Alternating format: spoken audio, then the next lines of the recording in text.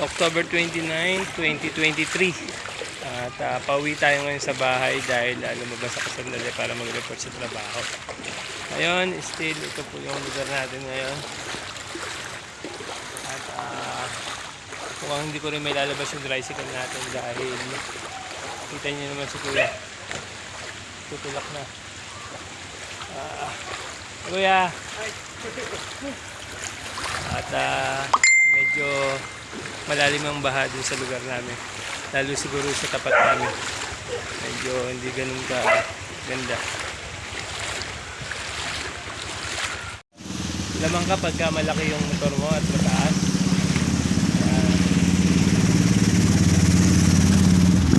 ayaw maatak. Pero kapag ang motor mo gaya nito, ay malayo pa pala, lalapit tayong konti.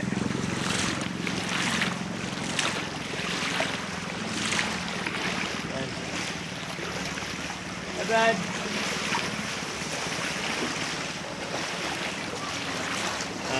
hindi kakayanin, kaya nagtainom pang manahimik na tayo sa bahay.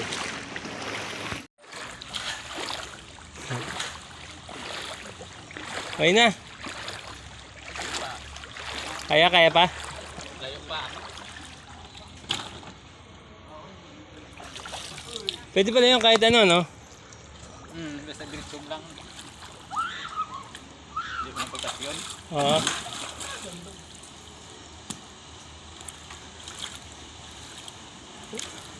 Lakas din to si Ru.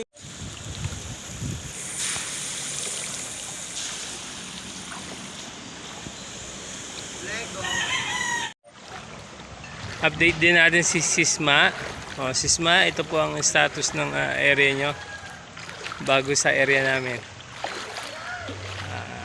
Kaya pa naman siguro, kaya lang baka yung service yung BMW hindi kayanin.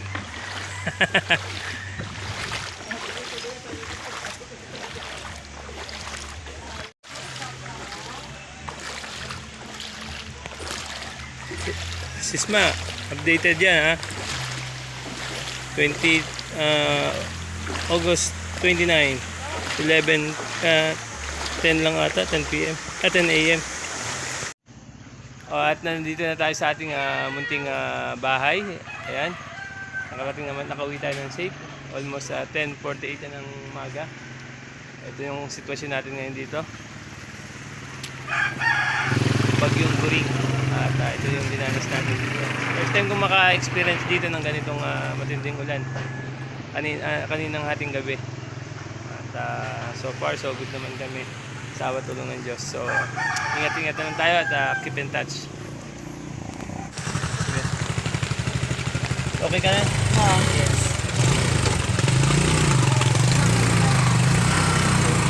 Ay, hindi kakayanin na ata ng tricycle.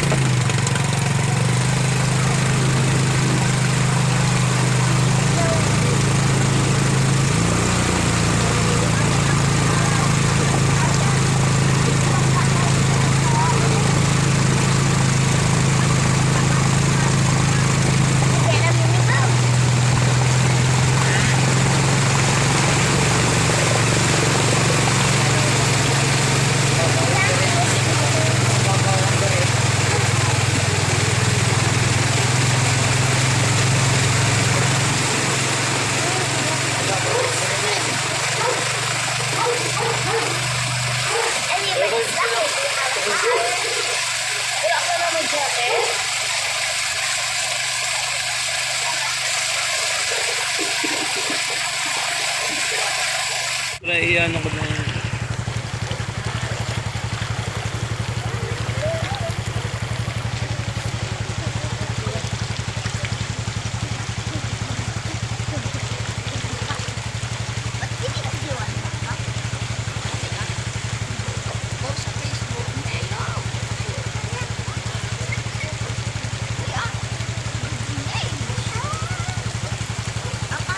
Wala live.